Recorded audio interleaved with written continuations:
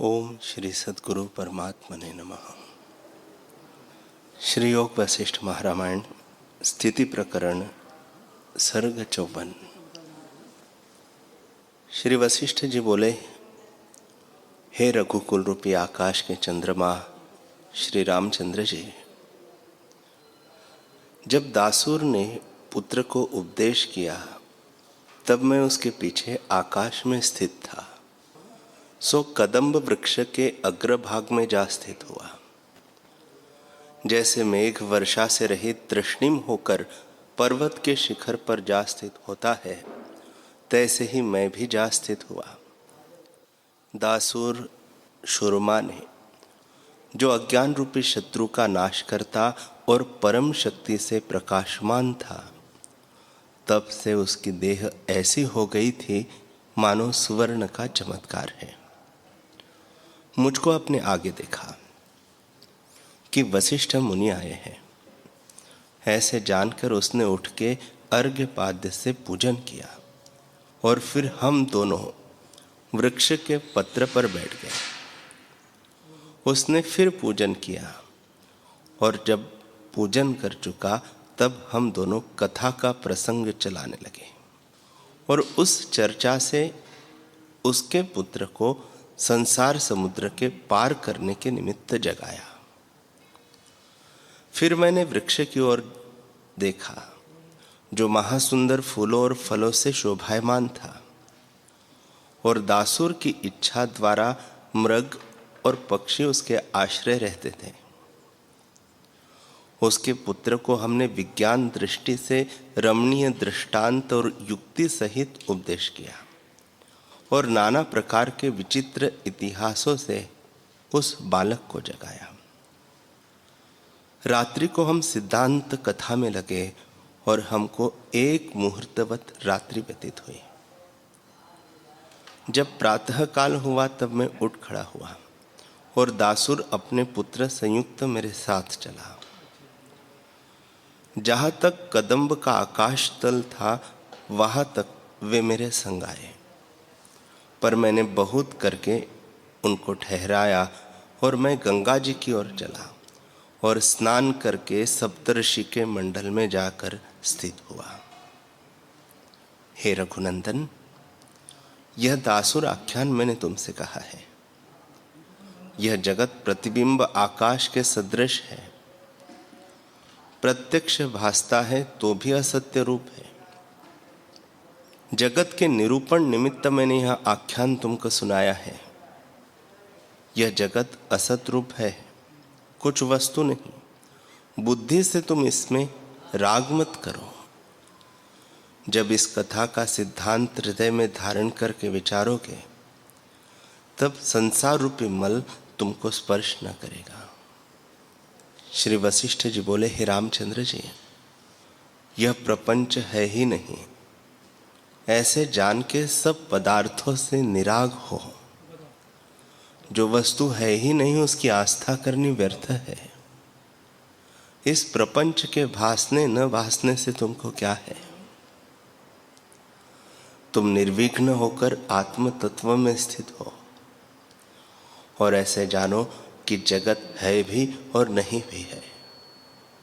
इस जगत से भी तुम असंग हो जाओ। इस चल अचल दृष्टि आने में तुमको क्या खेद है। हे रामचंद्र जी, यह जगत किसी कर्ता ने नहीं किया और न किसी अकर्ता ने किया है। केवल आभास रूप है और आभास में कर्ता अकर्ता पद, आभास में कर्ता अकर्ता पद को प्राप्त हुआ है, परंतु अकृत्रिम रूप है और किसी का किया नहीं। इससे तुमको इससे संबंध न हो। यह भावना हृदय में धारो कि कुछ नहीं है, क्योंकि किसी कर्ता से नहीं उत्पन्न हुआ। आत्मा सर्व इंद्रियों से अतीत, जड़ की नहीं, अकर्ता रूप है। उसको कर्ता कैसे कहिए, यह कहना ही नहीं बनता। यह जो जगत जाल अकस्मात फुराया है स्वाभास रूप है, तुम इसमें आसक्त नहीं होना। यह असत भ्रांति रूप है, इसमें आस्था मूढ़ बालक करते हैं, बुद्धिमान नहीं करते हैं। स्वरूप में जगत उपजा नहीं और नाश भी नहीं होता, निरंतर दृष्टि में आता है और अज्ञान से बारंबार भावना होती है तो भी कुछ नहीं, असत रूप है और निरंतर प्रत्यक्ष नष्ट होता जाता है। तुम विचार करके देखो कि अवस्था और स्थान कहाँ जाते हैं और कहाँ गए हैं।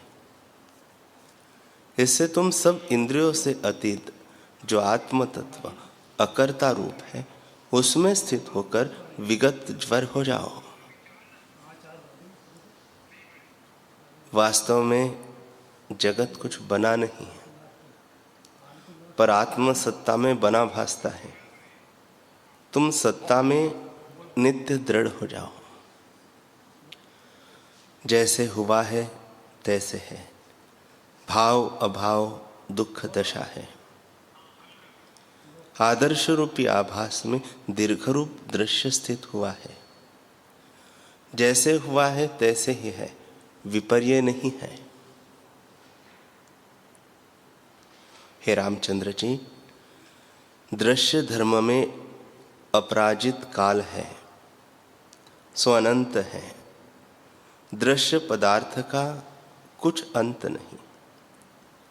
जो आत्मविचार से देखिए तो स्वप्नवत है, कुछ है नहीं। जो वास्तव में ऐसे हो तो उसमें आस्था करके यत्न करना व्यर्थ है। जगत के पदार्थ नाश रूप है, इनमें आस्था नहीं बनती, क्योंकि आत्मा सत है और जगत असत है। इससे अन्योन्य विलक्षण स्वभाव है। जड़ और चैतन्य का संयोग कुछ नहीं बनता। जगत के पदार्थ आदि स्थिर मानियो तो नहीं रहते, इस कारण आस्था शोभा नहीं पाती। जैसे जल के तरंग का आश्रय लेकर कोई पार हुआ चाहे तो दुख पाता है, तैसे ही जगत के पदार्थों का आश्रय करने से जीव दुखी होता है। जगत की आस्था करना ही बंधन का कारण है और नाश रूप है। तुम स्थित रूप हो, इसे आस्था नहीं संभवती। कभी जल के तरंग और पर्वत का संबंध हुआ है?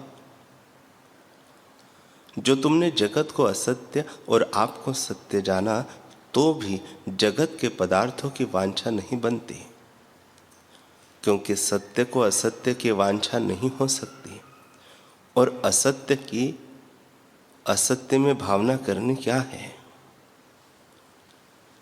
जो आप संयुक्त जगत सत्य जानते हो तो भी वांछा नहीं हो सकती, क्योंकि सत्य अद्वैत आत्मा है, उसके समीप कुछ द्वैत वस्तु नहीं। तुम तो एक अद्वैत हो, वांछा किसकी करते हो? इससे तुमको किसी पदार्थ की इच्छा अनिच्छा नहीं बनती। ह्योपादेय से रहित केवल स्वस्थ होकर अपने आप में स्थित हो जाओ। वह आत्म तत्व है जो सबका कर्ता और सर्वदा अकर्ता है, कदाचित कुछ नहीं करता और उदासीन किनाई स्थित है। जैसे दीपक सब पदार्थों को प्रकाश करता है और किसी की इच्छा अपने अर्थ सिद्ध करने के निमित्त नहीं करता, स्वाभाविक ही प्रकाश रूप है।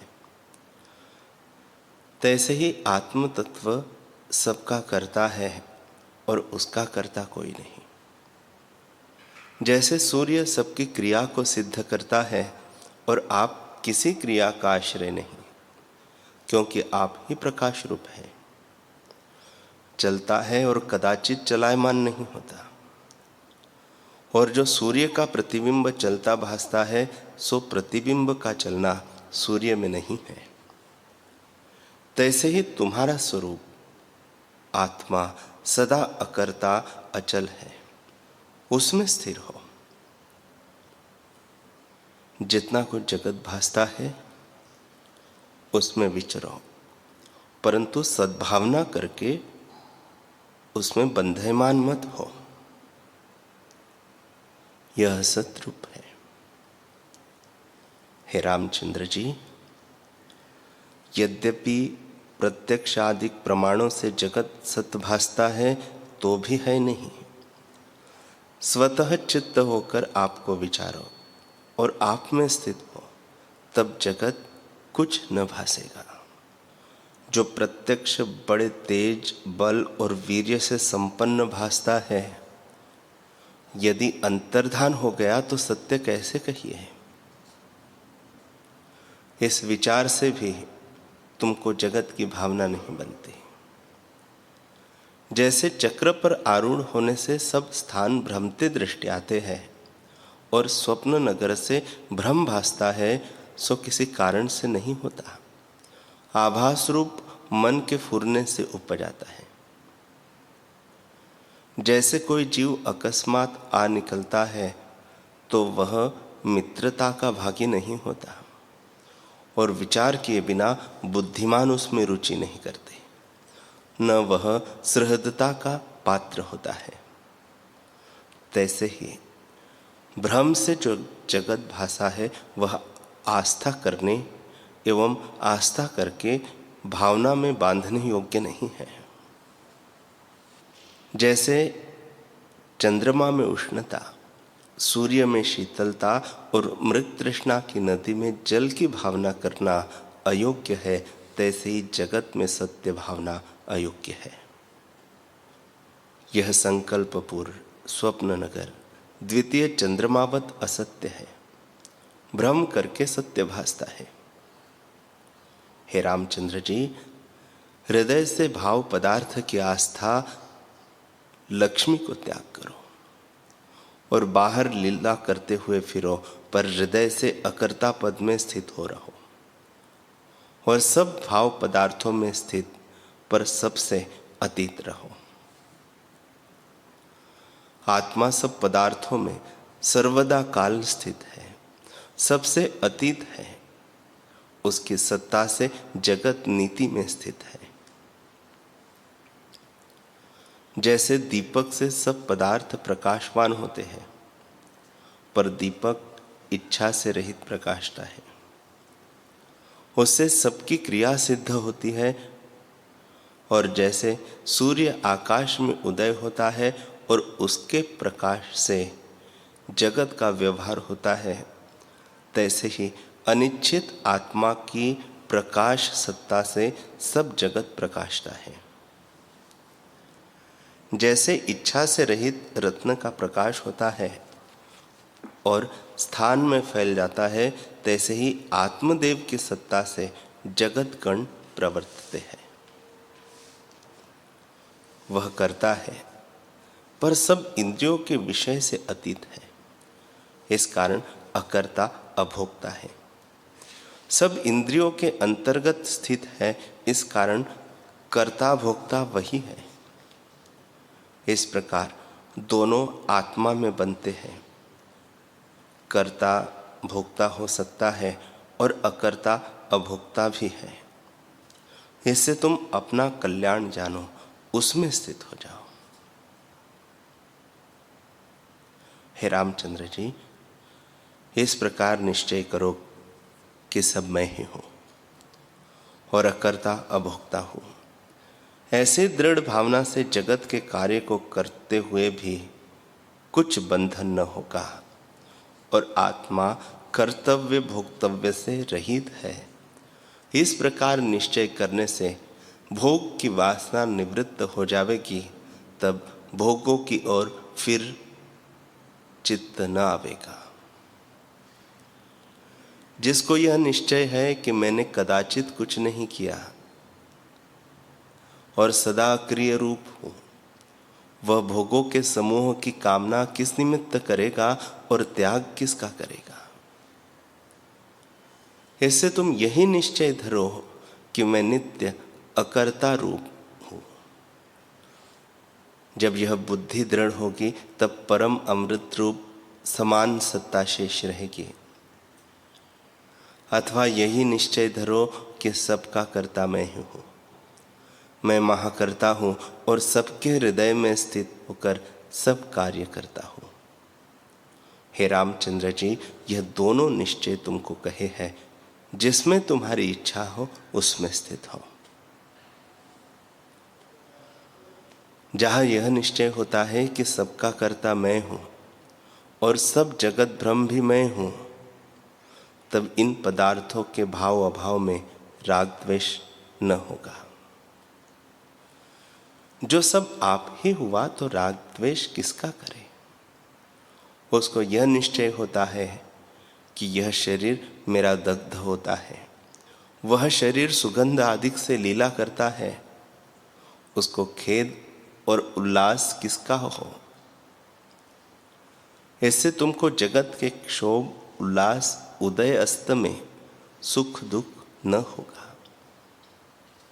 सबका कर्ता मैं हूं तो खेद उल्लास भी मैं करता हूं, और जब आत्मा और कर्तव्य की एकता हुई तब खेद उल्लास सब आप ही लय हो जाता है और सत्ता समान शेष रहता है। वही सत्ता भाव पदार्थ में अनुस्थित होकर स्थित है, और उसमें जब चित्त स्थित होता है तब फिर दुख नहीं पाता। हे रामचंद्र जी, सबका कर्ता आपको जानो कि कर्ता पुरुष मैं हूं, वह अकर्ता जानो कि मैं कुछ नहीं करता। अथवा दोनों निश्चय त्याग कर निसंकल्प निर्मल हो जाओ तो तुम्हारा जो स्वरूप है वही सत्ता शेष रहेगी। यह जगत है, यह मैं हूं, यह मेरा है, इस कुत्सित भावना को त्याग करो। इस अभिमान में स्थित न होना। इस देह में अहंकार काल सूत्र नाम करके नरक की प्राप्ति का कारण है। नरक का जाल है, शस्त्र की वर्षा होती है। इससे देह अभिमान दुखों का कारण है, अर्थात अनंत दुखदायक है। इससे पुरुष प्रयत्न करके इसका त्याग करो, यह सबको नाश करता है। भावी कल्याण जो श्रेष्ठ पुरुष है वे इससे स्पर्श नहीं करते। जैसे चांडाली की गोद में श्वान का मांस हो तो उसके साथ श्रेष्ठ पुरुष संग नहीं करते, तैसे ही देह अभिमान से स्पर्श न करना, यह महानीच है। यह अहंकार रूपी बादल नेत्रों के आगे पटल है, इससे आत्मा नहीं भासता। जब विचार करके इस पटल को दूर करोगे तब आत्मसत्ता का प्रकाश उदय होगा। जैसे मेघ घटा के दूर होने से चंद्रमा प्रकाशित होता है, तैसे ही अहंकार के अभाव से आत्मा प्रकाशता है। जब तुम इन निश्चयों में कोई निश्चय धारोगे तब सब दुखों से रहित शांत पथ को प्राप्त हो जाओगे। यह निर्णय सबसे उत्तम है और उत्तम पुरुष इस निश्चय में सदा स्थित है। अब तुम भी विधि अथवा निषेध दोनों में कोई निश्चय धारण करो। हरि ओम।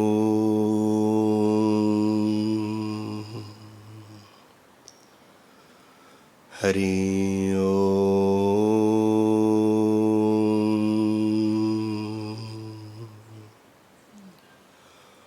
ओम सहना भवतु सहनौ भुनक्तु सह वीर्यं करवावहै तेजस्विनावधीतमस्तु मा विद्विषावहै। ओम शांति शांति शांति। श्री सद्गुरुदेव भगवान की जय।